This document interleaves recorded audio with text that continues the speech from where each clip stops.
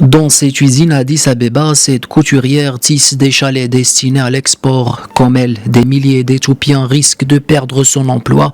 En cause, le possible retrait de l'Éthiopie de l'accord de l'AGOA à cause de la crise en cours au Tigré, théâtre depuis près d'un an d'affrontements entre l'armée fédérale et des dissidents. En cas de fermeture de cette usine, je serai sérieusement affecté. Entre le loyer, les frais de scolarité de mes enfants, j'ai beaucoup de charges. Si l'usine ferme, je serai au chômage car je n'ai pas les moyens pour fonder ma propre entreprise.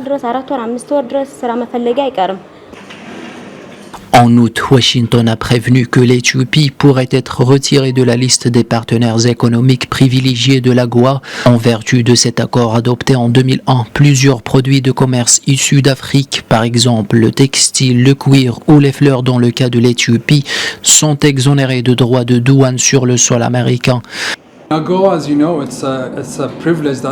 L'AGOA est un privilège accordé aux pays d'Afrique subsaharienne. Il y a une remise de 15 à 20% sur notre marge de bénéfice pour notre clientèle aux États-Unis. Cela fait 15 ans que je bénéficie de cet avantage. Beaucoup de gens travaillent avec moi. La fin de l'ère AGOA menace beaucoup de familles. Nous avons créé près de 200 000 emplois directs et des millions d'emplois indirects. Donc, si le pays se retire de l'AGOA, cette décision aura un impact néfaste sur l'économie et bien entendu sur la création de postes d'emploi.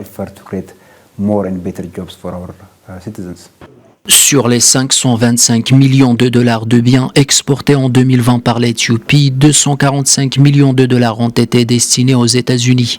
Washington réclame à Addis Abeba un changement d'approche dans la région du Tigré, une demande qualifiée d'ingérence par Addis Abeba.